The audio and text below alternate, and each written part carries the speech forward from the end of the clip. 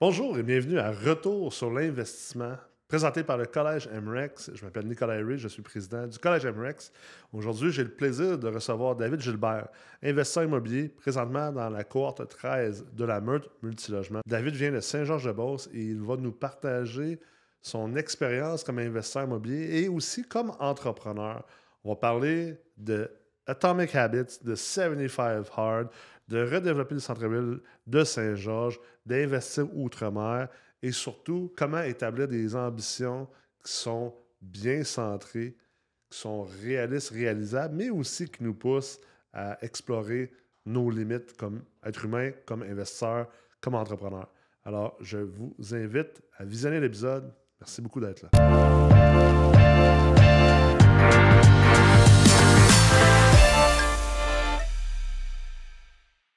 David, comment ça va? Ça va super bien, toi? Oui, ça va. Fait que on est dans la tangente ces temps-ci des gars de Saint-Georges-de-Beauce. Des Beaucerons, Ouais. en effet. La boisson est où? Ouais, comme Mathieu qui vient de passer, j'ai slacké un peu aussi l'alcool, en fait, pas mal. Vous êtes tanné que des gars comme moi, à toutes les fois qu'on parle de Beauce, qu'on parle de boisson. Hein, c'est En ça? effet, oui. Vous avez essayé de changer la mythologie. Saguenay puis Beauce, on est souvent associés à ça. Ouais. Puis Saguenay sont associés à autre chose aussi. Là, mais Ouais. on ne le dira pas en ligne. leurs accents. Non, mais pour de vrai, écoute, j'étais pas quelqu'un qui buvait de l'alcool à chaque jour. Ouais. Par contre, c'était à chaque fin de semaine. OK. Depuis vraiment quelques années. Fait que, tu sais, quand tu sors puis tu t'abuses un petit peu, ben, le lendemain, t'es scrap, tu fais rien. Ouais. Ça prend 3-4 jours à t'en remettre.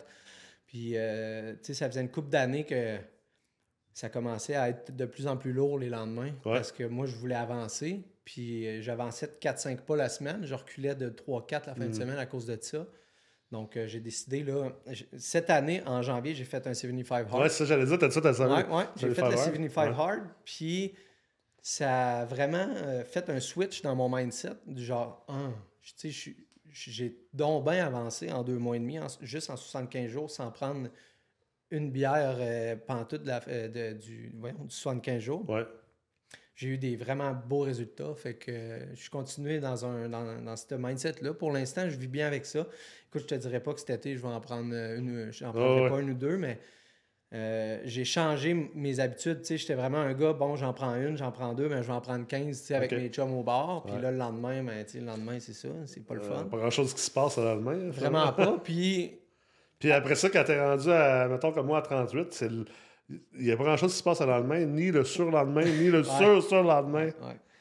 Puis, tu sais, c'est comme tu dis, plus tu vieillis, plus tu as de la misère les lendemains. Ouais. Donc, j'ai décidé de mettre ça de côté, puis tourner une page de ma vie, si tu veux, Ouais. me concentrer vraiment sur mes projets, être focus à 100%. Puis, vois-tu, ça paye vraiment beaucoup. Là. On dirait que la vie m'apporte juste des bonnes choses depuis ce temps-là. Fait que, Ah, c'est fou comment que quand on change nos habitudes, là, il y a un livre vraiment bon là, que je suggère à tout le monde de lire. Là, puis je suis zéro payé pour ça, mais Atomic Habits. ah oui, je l'ai lu Incroyable ce livre-là. dernièrement en plus. Ah, il est absolument extraordinaire. Puis tu sais, de se concentrer juste à changer des petites choses, comment que ça peut avoir un effet composé pour les gens qui aiment L'effet domino. l'investissement immobilier. Là, il y a une espèce d'effet d'intérêt composé sur tes habitudes. Puis je pense que tu sais, si tu fais de l'investissement immobilier, tu es à quelque part, tu es un entrepreneur. Là. Même les investisseurs passifs, à quelque part, sont un peu comme les entrepreneurs. Ouais. Mais si tu fais de l'immobilier, surtout activement, tu es en affaires, tu es un entrepreneur. Moi, je vois un entrepreneur comme un athlète. D'ailleurs, j'ai fait mes études, après mes études au baccalauréat, j'ai fait des études postgraduées en médecine préventive, spécialisée en psychologie de la santé.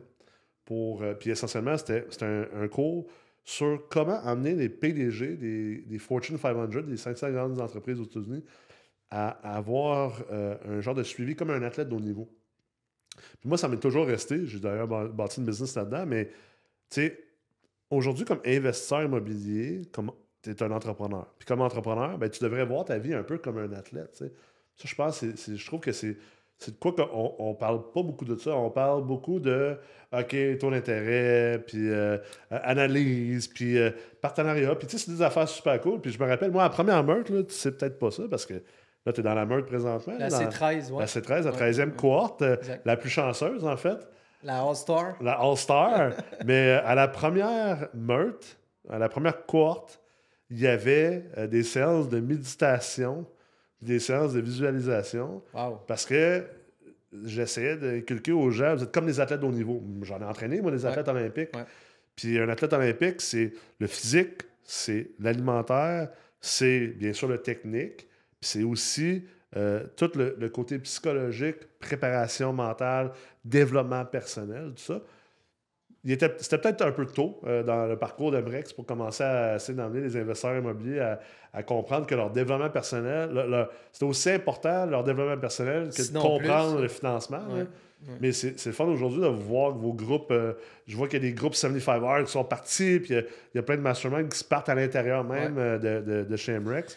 C'est le fun de voir que, on dirait que là, de plus en plus de monde comprennent que tu veux réussir en affaires, tu veux réussir en immobilier, il faut que tu aies le tout, en fait. Ben, écoute, moi, puis je l'ai découvert avec les années parce que je suis entrepreneur depuis l'âge de 20 ans. On en parlera plus tard, mais j'ai fait d'autres choses avant l'immobilier. Puis, il faut que tu te développes, toi, avant. Tu sais, il faut que tu deviennes la personne que tu veux devenir avant de posséder les choses que tu veux posséder. Tout à fait. Puis, ça passe par le développement personnel, ça passe par régler tous tes issues que tu as traînés dans ta vie. Ça passe par la discipline aussi beaucoup. Moi, ça a passé par le gym énormément. Le gym, il m'a mis sur une belle track, puis je me tenais tout le temps à ça. Quand ça allait pas bien, tu vas au gym, puis je sortais du gym, puis je filais mieux, puis après ça, la vie continuait, puis tout allait mieux après. Mais c'est ça. Fait que moi, selon moi, pour devenir un bon entrepreneur, il faut que tu te développes, toi. T'as pas le choix. Sinon, tu vas rester dans tes vieux patterns, puis tu décolleras jamais en tant qu'entrepreneur. C'est clair. Parlant justement de ça, parle-nous un petit peu de ton parcours. Comment je me suis rendu là pour être ici aujourd'hui, là, membre de la meute, investisseur immobilier, mannequin top modèle de Saint-Georges. Comme tu dis, Saint-Georges-Beauceron, en fait, 30 ans. Je viens de Saint-Georges, je suis né là, j'ai grandi là. J'ai habité aussi à Québec dans le temps. Mais bref, 16 ans, je suis parti, j'ai fini mon secondaire 4, je suis parti du secondaire, j'ai été faire un DEP en vente. Un an, j'ai travaillé à Québec dans ça, mais j'ai pas accroché plus longtemps. Je suis revenu à Saint-Georges. Une couple de 2-3 années de niaisage. Après ça, j'ai fait un DEP en charpenterie. Après mon DEP en charpenterie, j'ai travaillé là-dedans à Ottawa pendant, je crois, 1 an. Puis pendant ce temps-là, tu sais, je voyageais, je travaillais 2 semaines, je redescendais en Beauce, puis je me faisais tatouer. Je me suis associé avec mon tatoueur. On est devenus partners. On a ouvert un salon de tatou à Lévis. Je m'occupais de l'administration. Tu sais, je n'étais pas tatoueur moi-même, mais je m'occupais de tout ce qui était administration. Et puis, la même année, on a décidé de faire une convention de tatou qui s'appelait le Ink and Road. Pour les gens qui écoutent, là, ils iront voir c'était quoi. C'était vraiment c'était exceptionnel. J'avais 20 ans. C'était ma première expérience événementielle, mais aussi entrepreneuriale. On louait le centre des congrès à Lévis. L'intérieur, l'extérieur. Puis on avait réussi à faire venir 200 tatoueurs à l'intérieur. À l'extérieur, on avait une scène, on avait des shows de musique, on avait des chars, des vieux automobiles, des hot rods, des bikes. Puis on avait fait venir aussi plein d'artisans, du vêtement, puis des trucs par rapport à tout ça. On avait eu, je crois, 5000 personnes la première année. Wow! Ouais. Fait qu'on a fait ça. Ensuite de ça, on a ouvert le salon de tatou à Saint-Georges. Puis on a rentré du barbier. On a rentré Crown, en fait, la chaîne de barbier Crown. Et puis je suis devenu barbier. Je suis devenu barbier parce que, tu sais, je faisais l'administration, je n'étais pas tatoueur, mais ça roulait pas encore assez pour que je puisse me sortir une paye de tout ça. Donc, je suis devenu barbier. Puis j'ai continué à gérer les shops et on a fait aussi une 2e année de Ink and Roll. Mais là, ça a été ma première voiture apprentissage avec le partenariat. Après cette défaite-là, on va dire, du 2e Ink and Roll, on est tombé dans un bon trou là, cette année-là. Je me suis pogné avec mon partner parce que, bon, il était vraiment manipulateur. Puis moi, tu sais, quand j'étais jeune, je voulais tout faire. J'étais trop opportuniste. Puis je tombais... Pas capable de dire non. Exact. Puis je tombais beaucoup dans le...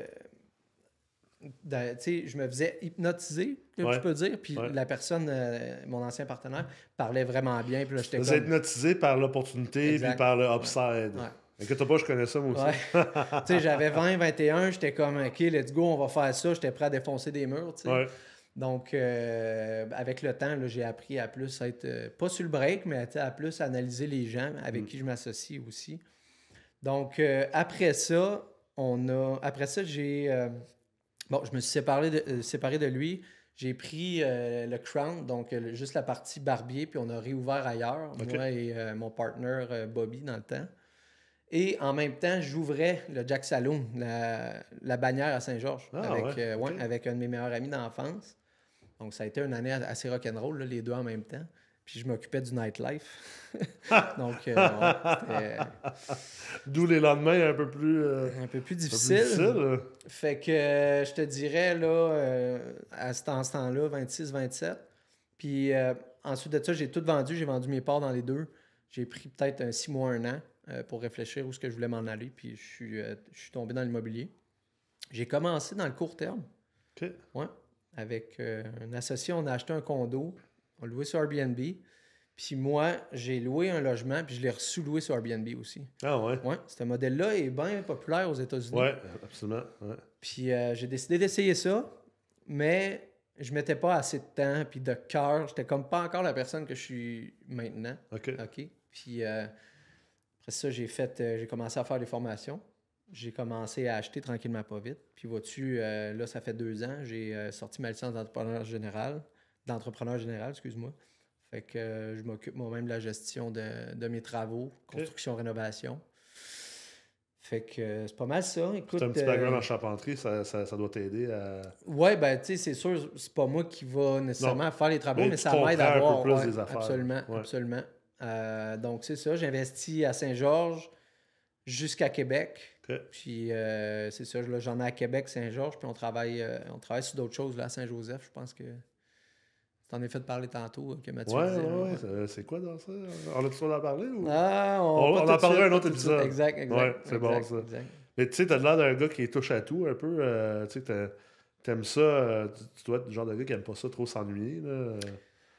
Non, j'aime vraiment pas ça m'ennuyer. Puis, tu sais, comme on disait au début, là, j'ai arrêté de boire, ben j'étais très intense là-dedans. Ouais. Okay? Puis là, ben j'ai arrêté justement, fait que j'étais intense ailleurs. J'étais intense j'appelle même pas ça un travail, c'est une passion. J'adore l'immobilier, puis je veux en apprendre plus. Je me forme beaucoup. Puis j'ai pas peur de le faire. Il y a des gens qui vont s'over-former pour se donner de la confiance, puis que jamais ils vont prendre action. Pas à l'action, c'est ça. Ben moi, je prends action, puis je vais chercher les outils en formation. Donc, j'aime ça toucher à tout, mais là, j'essaie de me focusser le plus possible. Donc, acquisition, ensuite de ça, gestion du projet avec ma compagnie de construction. Ouais. Puis ensuite de ça, avec mon partenaire Mathieu, on a Black State, une compagnie de gestion. Mais là, on vient la gérer après avec notre compagnie de gestion. Nice. Fait que, ça permet de toucher à tout ce qui est vertical dans l'immobilier, mais évidemment, là, je ne veux pas développer une expertise dans tout. J'aimerais ça développer mon expertise dans l'entrepreneuriat général, là, vraiment plus, si tu veux, nicher dans l'immobilier. Tu disais, c'est plus une passion, l'immobilier, tu sais, qu'un travail. Puis c'est drôle, tu sais, là, c'est sûr qu'on parle probablement, le monde qui nous écoute en ce moment, c'est du monde d'immobilier. Là. Je pense pas qu'il y ait grand monde qui écoute Retour sur l'investissement qui n'est pas intéressé par ça, mais des fois, juste de verbaliser, je trouve que c'est intéressant de le partager, mais j'avais vu un post de quelqu'un récemment, justement en immobilier, là, je ne sais même pas c'est qui, mais il disait « Ah, mais là, on va se dire les vraies affaires. Il n'y a personne qui est vraiment passionné de la brique. Là, c'est pas vrai là, qu'on a une passion de l'immobilier. » Puis je me suis retenu comme pour... Tu me connais un peu. Là, moi, je suis quand même capable de challenger du monde sur les réseaux sociaux avec des longs textes. Là, mais je pense que j'étais peut-être avec mes enfants ou quoi. C'était pas propice à ce que je prenne 10 minutes pour un long texte réfléchi. Mais je trouvais ça particulier parce que j'étais comme... Moi, je suis vraiment passionné de l'immobilier. Je suis capable de comprendre que ça devient une passion. Puis je pense pas que c'est obligé d'être une passion pour tous les investisseurs. Je pense pas, tu sais... tout le monde a un profil différent. Absolument. Mais c'est définitivement quelque chose qui peut effectivement être extrêmement passionnant. tous les défis que tu peux vivre là-dedans. Puis toi, qu'est-ce qui te passionne au final de l'investissement immobilier? Les gens que je rencontre. Ouais. Les gens que je rencontre autour de l'immobilier, autant en formation, en réseautage, Ouais. puis de voir autant les gens qui sont passionnés aussi par ça, puis qui en parlent, puis qui en mangent, puis qui veulent juste en apprendre plus. Ça me passionne vraiment, ça vient me chercher. Puis, tu sais, de construire quelque chose de tangible là, aussi. En parlant de la brique, et moi, j'aime bien la brique. Là. En fait, j'aime ça pouvoir... Tu sais, il y a beaucoup de nos jours, beaucoup de monde qui ont des business sur Internet. Exemple, Amazon, FBA, dropshipping, ces choses-là. Tu sais. Puis je trouve ça cool comme concept, mais c'est pas tangible. C'est comme investir à la bourse, c'est pas nécessairement tangible. Moi, j'aime vraiment le tangible, puis de monter un projet, puis de le voir, puis de le voir se réaliser. Ouais. Puis autre chose, j'ai fait deux quand même gros projets à Saint-Georges sur la Première Avenue de redéveloppement. Des immeubles, un qui était en train de tomber, qui était vraiment en mauvais état, qu'on a strippé au complet, qu'on a remonté. Puis le deuxième, c'était deux commerciales. Puis le deuxième étage, c'était des bureaux. On a strippé, on a fait des logements. Ah ouais? Ouais. Puis vois-tu, redonner une deuxième vie à un immeuble, puis changer un quartier, parce que là, j'ai dans mes 3 commerciales, avec ces 2 immeubles-là, j'ai 3 commerciales, ben je vais avoir une épicerie africaine puis une épicerie philippinienne. Ah ouais? Ouais, en Beauce, il y a de plus en plus d'ethnies, on va dire, différentes. C'est vraiment cool. Puis tu sais, rencontrer ces gens-là, c'est vraiment le fun, là, rencontrer la diversité, puis comme je disais dans les réseautages, rencontrer le monde qui sont passionnés, là, c'est... Puis utiliser mes contacts aussi. Quand tu sais, j'ai sorti beaucoup dans les bars, j'ai été beaucoup au public, puis tu rencontres vraiment beaucoup de monde, puis à un moment donné, tu te dis, à quoi ça va m'avoir servi de sortir autant? Mais là, dans l'immobilier, ça te sert parce que tu as besoin de beaucoup de monde pour atteindre tes objectifs. Ben oui, c'est clair. Ça, c'est un point tellement important, puis tu sais, on a tendance à devenir très solitaire, l'immobilier, les gens ont tendance à être solitaires. Ouais. Puis ça, c'est bien une chose. Je pense que toutes les formations, que ce soit chez nous, que ce soit dans d'autres endroits où il y a des formations, ça force un peu à s'ouvrir aux autres. Ça force à comprendre que c'est pas vrai que c'est un one-man show, un one-woman show. Puis moi, j'ai tout le temps dit ça, le concept du self-made. Là. Moi, je crois pas à ça. Je veux dire, s'il n'y a personne qui est self-made, n'importe qui est self-made, là, la vérité, c'est qu'il y a un paquet de monde en arrière là, qui l'ont aidé puis qui ont supporté cette personne-là.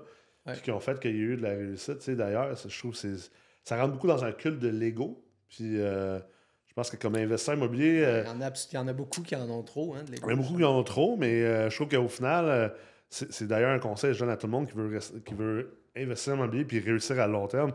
Essayez d'atténuer votre ego parce que ça va finir par vous briser puis être votre défaite. Ça demande beaucoup d'humilité de réussir en investissement immobilier. Oui, absolument. Puis en tant qu'entrepreneur aussi, même si tu ne fais pas de l'immobilier, mais que tu es dans un autre sorte de business, rester humble avec tout le monde, c'est très important parce que tu ne sais pas un jour qui que tu vas rencontrer sur ton chemin. Puis humble avec toi-même aussi. Absolument. Ça, le monde a de la misère avec ça. Souvent, on en parlait dans un des épisodes avant avec Michel puis Jean-François des prêteurs privés, à quel point que souvent, c'est l'erreur de beaucoup d'investisseurs de ne pas être humble envers eux-mêmes. Puis, c'est une chose d'être ambitieux puis de vouloir pousser, mais il faut aussi que tu sois capable d'être honnête avec toi-même, de faire comme t'as peur, là. Comme, je suis à la bonne place. Je suis vraiment rendu là aussi ou est-ce que je suis en train de prendre peut-être une trop grosse bouchée? Puis je comprends, écoute, j'ai vécu ça toute ma vie. J'étais un hyper ambitieux, hyper performant. Fait que j'ai toujours vécu dans un endroit où je me disais c'est peut-être une grosse bouchée. Là. J'ai-tu comme là, est-ce que je suis allé peut-être un peu trop loin dans la bouchée que j'essaie de prendre? Fait que je pense qu'au moins, l'humilité fait en sorte qu'au moins, tu te remets en question. Ce qui te fait que, hop, là, tu peux te padder davantage. Dans ce temps-là, tu te dis, OK, je vais peut-être aller me chercher un partenaire de plus. Absolument. Ou je vais peut-être aller me chercher un professionnel de plus, juste pour me backer au cas où. Mais c'est ça aussi, l'immobilier, c'est de savoir s'entourer. Ouais. Parce que, tu sais, là, je travaille sur des gros projets que je pourrais vraiment pas faire tout seul. Ouais. Je n'aurais pas l'expérience de les amener à terme, mais... Oh, OK, attends un peu. Je connais telle personne qui va pouvoir m'apporter telle affaire. Ben, je l'appelle, j'y demande, puis il faut que tu t'entoures bien, puis tu lui donnes, tu sais, veux pas, tu vas lui donner une petite part du gâteau, mais c'est parfait aussi. Ben oui. Tu vois les gens grimper en même temps que toi, puis c'est ça qui est beau, là. Ça, c'est nouveau. C'est très nouveau en immobilier, je trouve. pas que ça n'existait pas avant, mais ça reste que les générations qui investissent de plus en plus en immobilier, tu sais, dans vingtaine, trentaine, quarantaine, Ils sont plus ouverts. sont plus ouverts à ça. Tu sais, l'immobilier anciennement, c'était comme t'achetais tes blocs, puis c'était important d'avoir tes blocs à toi. Les proprios, les proprios. Les proprios de blocs, je ne mettrais pas en partenariat, ça finit toujours mal sur des partenariats, puis c'est mes blocs. Puis, ou la seule manière, ça va être avec leurs enfants ou avec la famille, mais de plus en plus, on voit que le modèle de partenariat fonctionne. C'est sûr que la porte d'entrée de l'immobilier est plus élevée aussi. Là. La quantité de cash que ça prend pour embarquer dans un projet aujourd'hui est beaucoup plus élevée. Fait que c'est sûr que ça va de soi. Mais je pense que tu sais, l'immobilier est devenu plus comme une business. C'est devenu plus on a plus une mentalité que tu es en affaires. Tu sais, un bloc appartement, c'est comme un PME. Tu as un produit, tu as un actif, tu as des passifs, tu as des clients, tu es locataire, tu as des partenaires, des fournisseurs, des gens autour de toi. Puis, tu sais, quand tu achètes un 12 logements, tu as acheté une business au final. Tu as acheté une petite business. Une business, à la limite, quasiment moins compliquée que bien des business parce que tu n'as pas besoin de penser à comment je vais faire pour trouver des clients puis faire des ventes.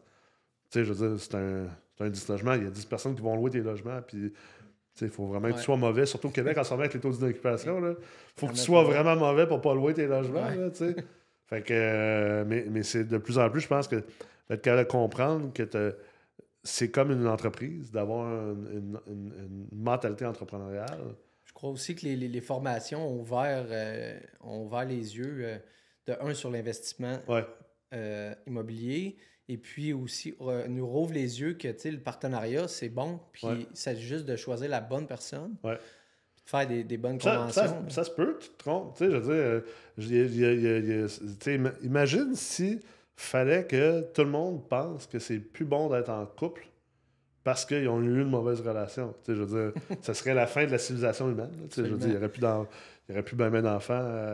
Notre société tomberait en ruine. Alors pourquoi que il y a autant de gens qui sont hésitants à faire des partenariats parce que un tel a eu un mauvais partenaire ou un tel. Écoute, j'en ai eu plusieurs, des mauvais partenaires dans ma vie, puis je vais continuer d'en faire. Souvent, c'est des histoires de beaux-frères là, que tu vas entendre dans un souper. « moi, j'ai entendu ça. » non, c'est pas bon. Ça n'a pas bien été. Là. Oui, absolument. C'est quoi tes ambitions pour le futur? Mes ambitions pour le futur... Écoute, je pense pas, j'ai pas nécessairement de nombre de portes ou de revenus pour ce qui est de mes ambitions. C'est plus, moi, de monter une structure qui va un peu s'alimenter seule.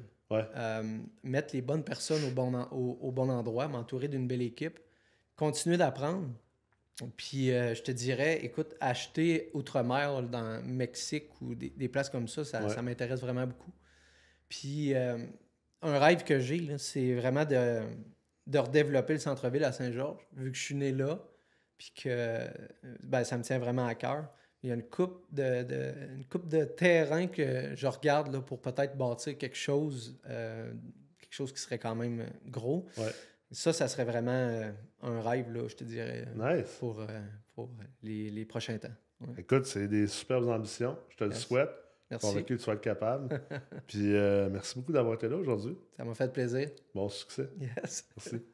J'espère que vous avez apprécié cet épisode de Retour sur l'investissement. Et si ce n'est pas déjà fait, je vous invite à déposer votre candidature pour la prochaine cohorte de la meute multilogement. Que vous ayez 300 logements ou que vous soyez à votre première acquisition, je suis convaincu que ce programme-là peut vous aider à avancer de 5 ans en seulement 6 mois. C'est un programme sur une durée de 6 mois essentiellement, où vous êtes avec une trentaine d'autres investisseurs immobiliers de tout âge, de tout profil, de toute expérience, où tout le monde est craqué, tout le monde a un mindset de croissance et on vous aide, on vous accompagne pendant 6 mois à prendre du recul pendant 4 retraites, 4 fins de semaine pour établir vos objectifs, votre raison d'être, avec qui vous allez faire ça. C'est un programme qui change la vie. Tout le monde qui a passé à travers le programme La Meute se dit que sa vie a été complètement changée. Donc, je vous invite à déposer votre candidature. On va l'analyser. Si vous avez ce qu'il faut, on va vous aider à avancer encore plus rapidement. Merci beaucoup.